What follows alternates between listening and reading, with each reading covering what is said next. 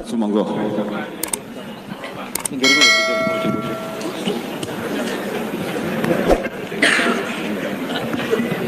Assalamualaikum warahmatullahi wabarakatuh. Bismillahirrahmanirrahim. Tabarakalladzi nazzala al-furqana ala 'abdihi liyakuna lil 'alamin nadhira. Allahumma shalli wa sallim ala sayyidina Maulana Muhammad wa ala alihi wa sahbihi asma'in amma ba'du. Ingkang sangat kula hormati, sangat kula takzimi Gus kula Kiai Haji Abdul Ghafur, wonten bupati, wonten ketua MUI, wonten saking kepolisian, saking tentara, dan kanca-kanca ingkang kula hormati. Tadi Pak Rosid yang salah itu bilang masalah kesederhanaan. Ini kalau saya sederhana searah ini, pemenang Pak Rosid, sehingga hidungnya tidak mancung-mancung amat, saking sederhananya. Maksudnya saya juga sederhana. Kedua, ingin masuk surga bareng Mbah Mun, ini harus dikoreksi. Dulu saya di pondok itu sering dinasihati sama temannya Gus Sobur, satu kelas dengan Gus Sobur temannya. Gus, nak soleh aja teman-teman, mari ini swarga war Mbah Mun, gak enak sungkan. Jadi soleh pas-pasan sehingga ya tetap masuk surga tapi jawar Mbah Mun, mari nopo sungkan. Kamu tahu kan di surga pekerjaan kamu apa? Ngeloni widadari kan? Itu kalau ketemu guru mesti apa? Sungkan. Jadi cukup di bawahnya, nanti kapan-kapan sowan tiap malam Jumat apa? Sowan. Kamu kebayang nggak sekamar dengan Mbah Mun kalau di hotel? Raisoba ya, ternyata dia milih. Begini yang serius ini yang saya sampaikan, ini kan 1 jam, saya diskon 20 menit. Jadi karena kalau dia memaksakan berarti itu nggak sopan sama kiai. Jadi begini, tadi bicara tentang sanad. Jadi saya harap semua santrinya Mbah Mun, baik yang pernah mondok maupun pecintanya, sanad ini kualitasnya harus dijaga. Jangan sampai ada sanad yang hop, kalau dalam bahasa hadis maudhu. Kenapa demikian? Karena orang membayangkan yang tidak kita menangi, misalnya kita membayangkan Imam Ghazali atau Imam Haromen atau sampai sahabat, akhirnya sampai Rasulullah Shallallahu Alaihi Wasallam, itu tidak melihat. Satu-satunya background yang kita lihat adalah guru kita atau orang yang kita saksikan. Saya ulang lagi ya, satu-satunya cara melihat Rasulullah adalah melihat sahabat, melihat tabi'in, tabi'in, sampai melihat guru-guru kita yang sekarang. Kenapa demikian? Karena mau tidak mau itu ada sanad. Sehingga dalam ilmu hadis atau ilmu fikih disebut ada orang mimpi ketemu Rasulullah, misalnya saya ketemu Rasulullah dan beliau ngendikan besok Ramadan. Itu kalau di ilmu fikih la yu'tabaru qaulu, tidak perlu diikuti. Mendingan ngikuti Pak Rosid yang enggak mimpi ketemu Rasulullah tapi melihat apa? Hilal. Saking nganggurnya di pinggir laut terus. Itu tidak apa-apa. Terus ditanya seorang ulama tadi, bagaimana Anda membandingkan mimpi ketemu Rasulullah dengan melihat hilal? Kata ulama tadi, mimpi ketemu Rasulullah itu hak Anda, saya boleh percaya boleh tidak. Tapi haddatsani rajulun minal ulama, haddatsani rajulun, sampai Rasulullah setiap mengatakan haddatsani rajulun tambah yaqadatan, bahwa Rasulullah secara terjaga ngendikan sumu li ru'yati wa aftiru li ru'yati fa in gumma alaikum fa akmilu iddata sya'ban salasina yauman. Kamu puasa Ramadan ya karena melihat rembulan, nanti lebaran juga karena melihat rembulan. Nabi mengatakan itu secara yaqadatan terjaga.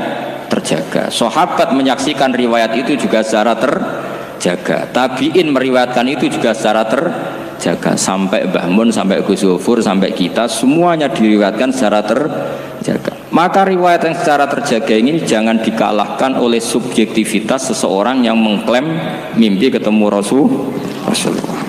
Bukan karena tidak percaya tentang mimpi itu tidak. Man ro'ani fil manam faqat ro'ani haqqan. Tapi itu kan subjektif. Kalau setiap orang yang ngomong gitu kita percaya, ini hancur. Ya nak saya ngomong Habib atau ulama bisa dipercaya. Nak saya ngendikan Pak Rosid tenan ta ora.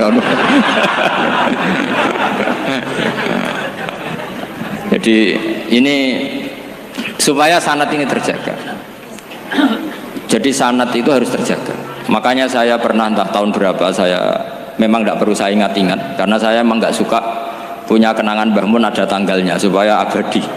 Ada orang tertentu yang suka ditanggalin kalau punya kenangan sama Mbah Mun. Kalau saya enggak usah tanggal, biar kenangannya mustamir setiap saat.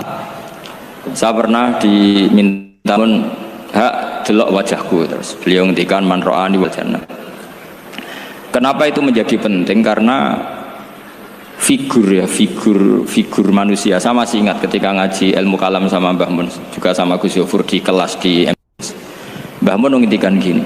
Saya masih ingat betul, tak catat ya. Wong ora iso niru pangeran, pangeran ora salat, ora mangan, ora ngombe. Niru ya mbek makhluk. Jadi tidak bisa kita tanpa wasilah, tidak bisa. Kamu niru Allah piye? Kaifa yusolli? Allah nak salat piye?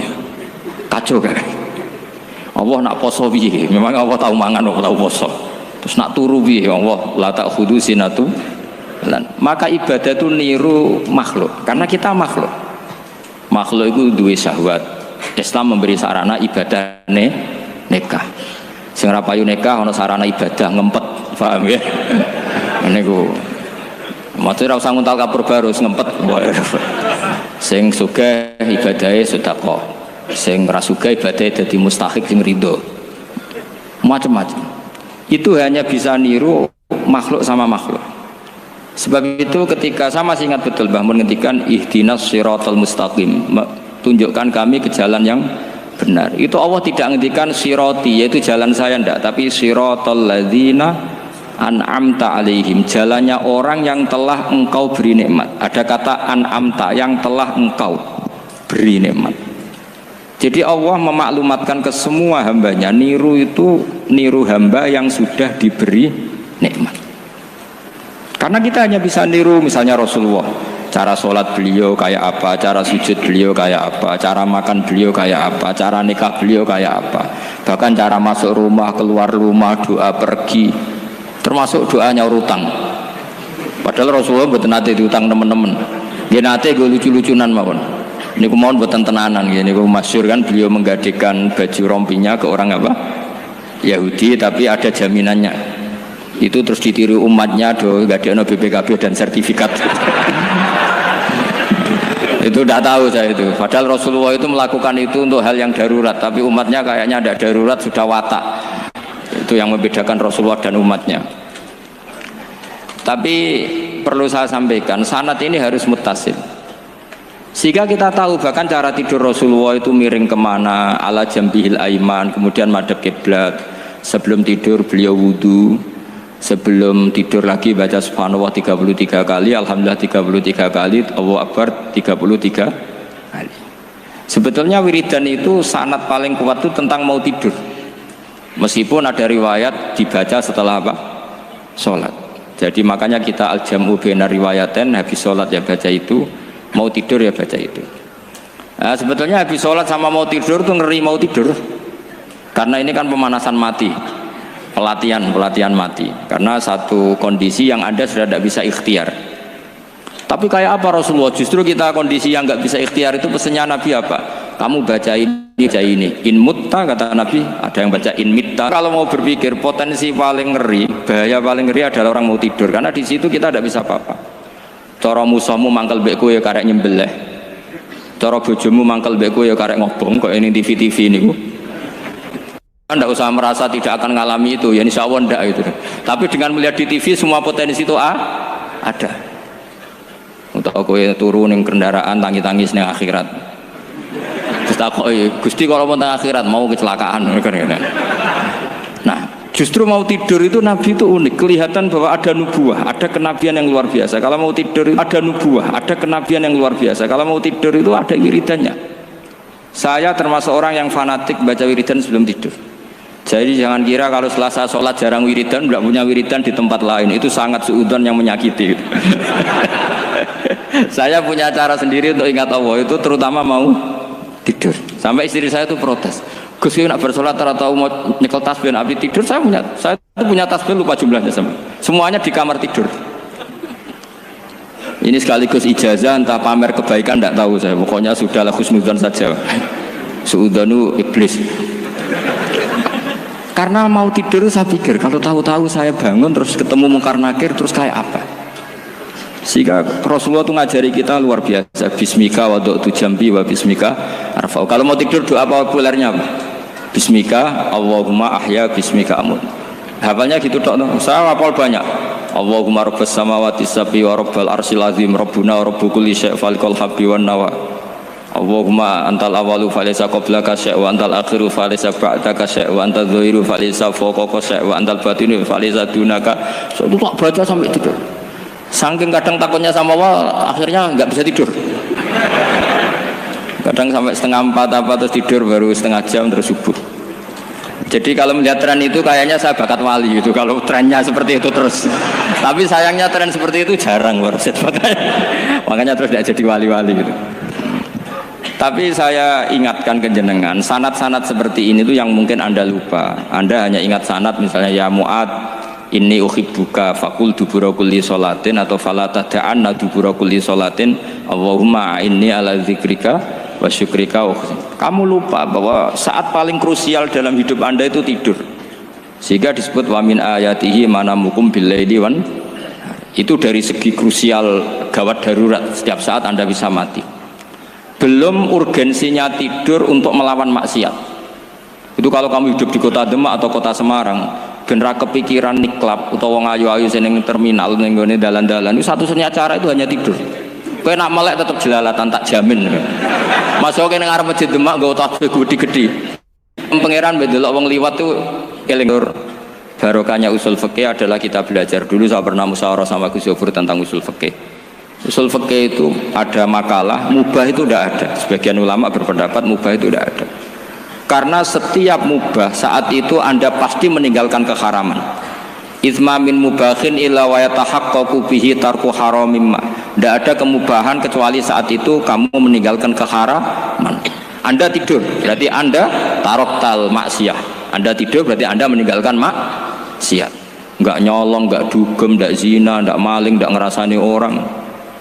Jadi tidur itu anggap saja ya Rob, ya Allah saya mau tidur. Tidur itu ibaratun antarkil ma'asi. Jadi malaikat roket pate kandani iki ras sekedar turu. Ya kowe kudu ngerti iki ape ninggal siap. Hitung mulai saiki. Bismika Allahumma ahya bismika. Amun ayo roket pate hitung. Anggap ini kiat meninggalkan maksiat. Terus turun 6 jam berarti tidak maksiat 6 jam. Meskipun akhirnya maksiat karena bangun jam 7. Artinya maksiat rasubuh gitu. Tapi betapa krusialnya ulama. Ulama lah yang mengajarkan kita tidur itu rohatan lil abdan, untuk istirahat. Kita pulih lagi bisa kerja lagi. Pak Bupati bisa ngantor lagi, Pak Kapolsek, Kapolres bisa ngantor lagi. Semuanya aktivitas tentara bisa ngantor lagi. Memulihkan kekuatan itu ibadah. Meninggalkan maksiat karena tidur juga ibadah. Tidur saja ibadah. Ini barokatnya umatnya Rasulullah Shallallahu Alaihi Wasallam. Senyaman itu. Coba kalau kamu jadi umatnya Nabi lain, wah itu beratnya bukan main. Dan itu sesuatu yang dimintakan Allah, dimintakan Rasulullah kepada Allah, yaitu Rabbana wa la tuhammilna ma la taqata lana bih. Termasuk la tahmil alaina isron kama hamaltahu 'alal ladzina min qablina. Jangan bebankan ke umat kami sesuatu yang seperti engkau bebankan pada umat dulu. Umat dulu itu kalau mau tobat, kayak umatnya Nabi Musa pernah nyembah anak sapi, itu yang pernah nyembah tobatnya dibunuh. Liyaqtulal bari'u minkum al mujrima, yang terbebas dari menyembah anak sapi disuruh bunuh yang pernah menyembah anak sapi. Fatubu ila bari'ikum faqtulu anfusakum. Mau beratnya kayak apa? Kalau orang sekarang tobat cukup sowan Pak Rosid, salami template 100.000, dipandu caranya tobat, diwari istighfar. Nomor itu penting. Nomor loro seneng kiai, seneng aku maksudnya. Maksud kalimatnya jelas. Itu sudah.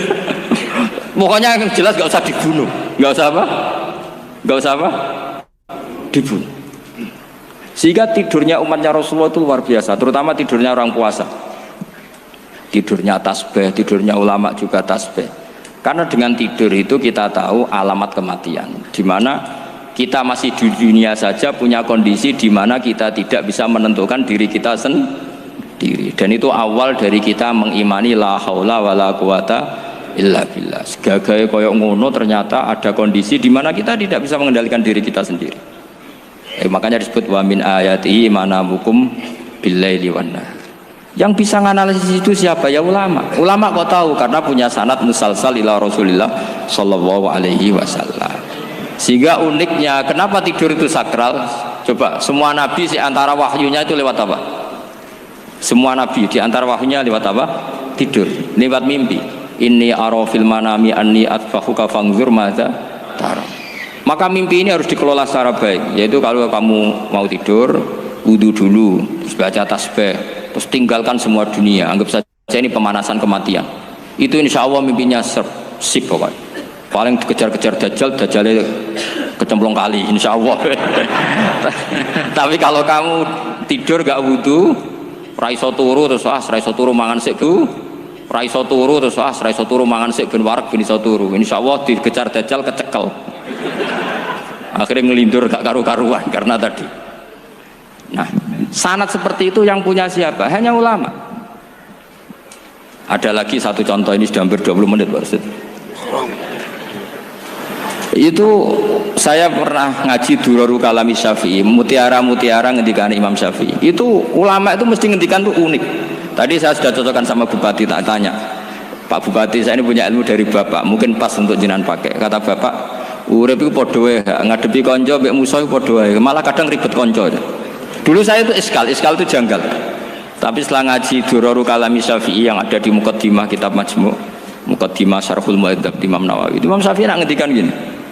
Man ahsana ilaika faqad qayyadaka. Wong apiki kowe nyancang kowe. Kayak Pak Rosid itu apian mbak aku. Ngerti sarang sowan mampir, gayane apian, jebule nyancang. Awas nak teko ning Demak. Itu faqad qayyadaka, nyancang kowe. Tapi waman asaa ilaika faqat atlaqaka. Wong sing eleki kowe iku penak bebasno kowe. Kowe tau diutangi wong kancamu ta musuhmu? Sing biasa utang kowe lho. Kanca. Kowe numpak mobil ketemu musuh enak ra usah nawani, nek ketemu kanca monggo bareng.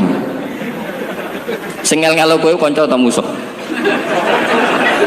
Artinya gini, kanca ya barokah, nggo perjuangan, musuh ya barokah mergo ora tau utang. Jadi segampang itu ulama melihat kehidupan tuh. Man ahsana ilaika faqad qayyadaka wa man asaa ilaika faqad atlaqaka. Jadi akhirnya kita hidup itu berkah terus. Di kanca ya enak kados kula di kanca Gus Sofur nak kula mboten saged fikih musyawarah, ora iso tasawuf musyawarah. Di kanca Pak Rosid, kanca rai sederhana. Pokoknya duwe.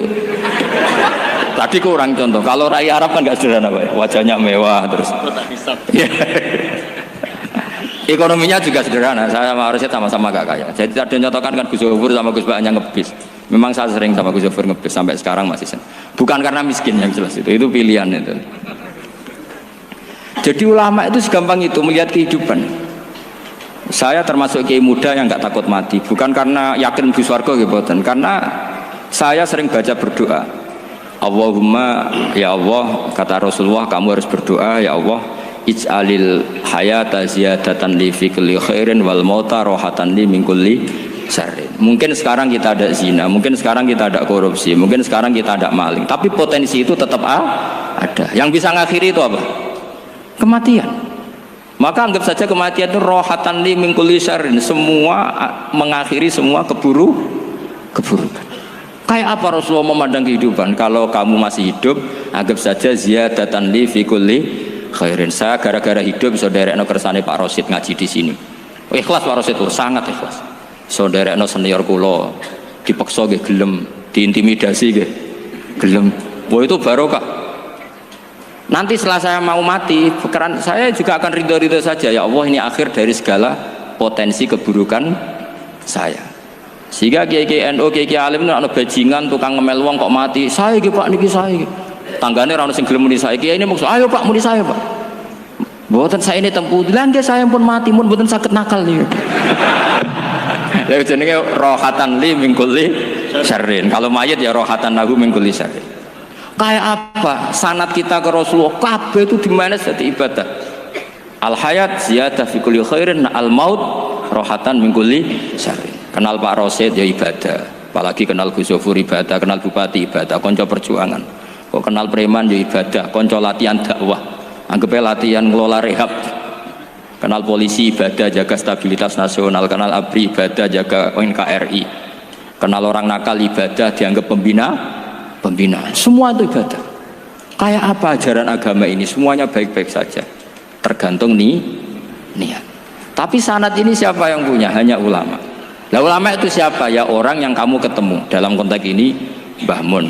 Mbah Mun ngajari kita macam-macam. Mbah Mun ketemu orang siapa saja hormat. Saya kemarin bikin makalah untuk beliau, termasuk saya cerita dari riwayat Rasul Aqli ba'dal iman billah at-tawaddud ilan nas wastina'ul ma'ruf ila kulli barrin wa fajirin. Inti iman setelah akal menentukan kita iman kepada Allah, akal setelah mengantarkan logika iman kepada Allah, akal itu kita gunakan at-tawaddud ilan nas supaya kita bersikap simpatik dan melakukan kebaikan kepada siapa saja. Karena barokahnya kita simpatik nak ngandani wong nggih gampang. Misalnya kita di kiai alim sundul langit sampean mbek tangga modit ketemu wong perengut sing ape ngandel iku sapa? Sementara sing preman ayo ngopi nggonku sik tenang ae. Sing kiai ini orang pegawean gak ada kopi kowe. Akhirnya sing preman sakok di pengaruh, sing kiai ini bakhil gak duwe pengaruh. Itu tidak boleh kejadian seperti itu. Makanya ada riwayat wastina'ul ma'ruf ila kulli barrin wa fajirin. Jadi kula suwun sanad-sanad seperti itu tidak boleh hilang. Saya itu kitabnya Mbah Mun Al-Ulama Al-Mujaddidun setengah hafal. Sampai sekarang masih tak baca. Kalau mau tidur tak baca. Bahkan di tas saya itu ada terus. Ya karena kalau saya di Jogja kangen Mbah Mun baca itu ketika beliau masih sugeng, apalagi sekarang. Karena jangan sampai saya ini punya fatwa yang mukhalif terhadap fatwanya Mbah Mun. Ini terutama warning sama santri sarang, nggak boleh. Terakhir itu Mbah Mun punya kecenderungan, punya pikiran kayak Yusuf Qaradawi. Ya potensi wajibnya zakat khodrowat fawakih. Menghentikan gini sama sih ingat ketika ngaji sama Gus Zofur Pak Rosid kalau Mbah Mun guyon. Wong desa iku wis melarat gegere nganti kaya akik wae. Mbah Mun nyontokno gegere macul nganti kaya akik gara-gara sing ditandur pari wajib zakat. Wong Sulawesi nandure kakao cengkeh, zaman iku cengkeh Jaya. Berhubung ora akut gak wajib zakat. Padahal kaya raya.